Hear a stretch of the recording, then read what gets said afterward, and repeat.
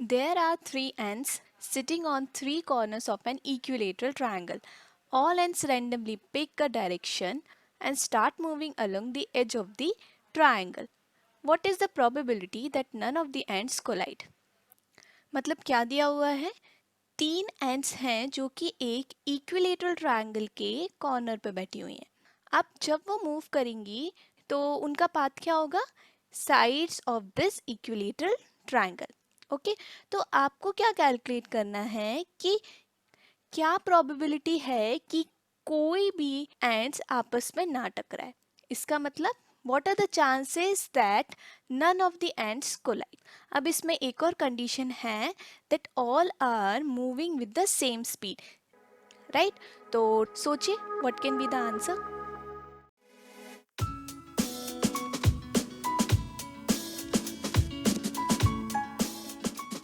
तो अब इसमें हम क्या हिंट यूज कर सकते हैं?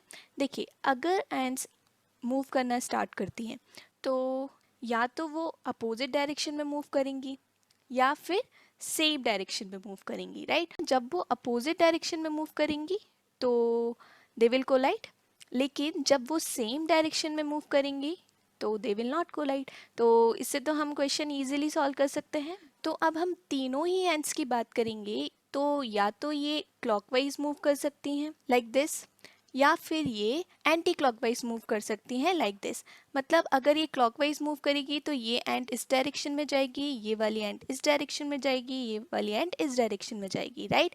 और अगर ये एंटी क्लॉकवाइज मूव करेगी तो ये इस डायरेक्शन में जाएगी, ये इस डायरेक्शन में जाएगी और ये इस डायरेक्शन में जाएगी.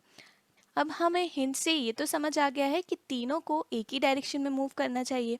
तो अगर तीनों एक ही डायरेक्शन में मूव करेंगी तो हमारे पास सिर्फ दो ही सिचुएशन है जब वो आपस में नहीं टकराएंगी. तो अगर हम फेवरेबल आउटकम्स देखेंगे तो हमारे पास दो ही फेवरेबल आउटकम्स है कि या तो वो क्लॉकवाइज मूव करे या एंटी क्लॉकवाइज मूव करे.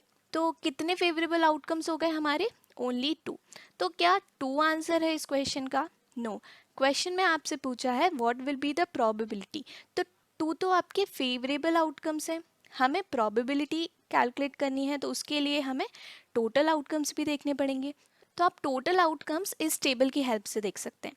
देखिए, या तो तीनों ही एंटी क्लॉकवाइज मूव करें या दो एंटी क्लॉकवाइज और एक क्लॉकवाइज मूव करे, राइट?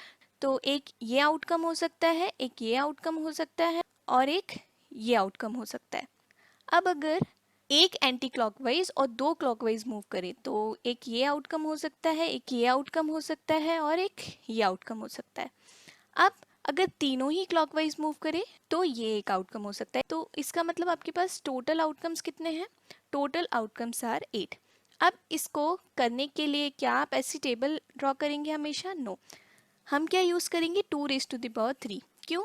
देखिए, हर एक एंड के पास दो ही पॉसिबल डायरेक्शन है, या तो वो क्लॉकवाइज मूव करेंगी या फिर एंटी क्लॉकवाइज. इसका मतलब एंड 1 के लिए टू पॉसिबिलिटीज़, एंड 2 के लिए अगेन टू पॉसिबिलिटी, एंड 3 के लिए अगेन टू पॉसिबिलिटी. तो अगर आप टोटल पॉसिबिलिटी देखेंगे कितनी हुई?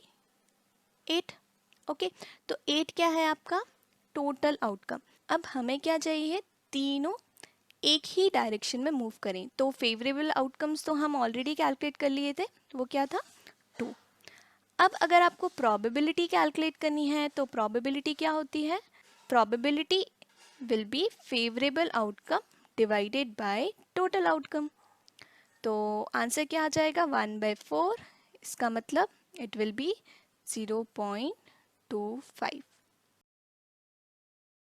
तो इस क्वेश्चन का आंसर क्या हो जाएगा? The probability of not colliding is 0.25. तो आई होप आपको कॉन्सेप्ट समझ आया है. तो आप क्या करेंगे? सेम कॉन्सेप्ट के साथ इस क्वेश्चन को सॉल्व करने का ट्राई करेंगे. अब इसमें क्या दिया हुआ है? अगेन ये क्या है? Regular figure.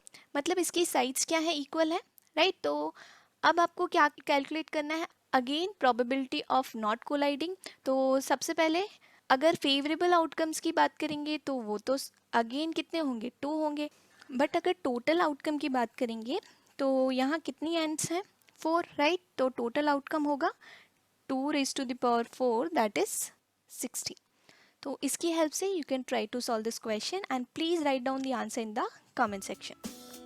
So thanks for watching. Please like, share and subscribe.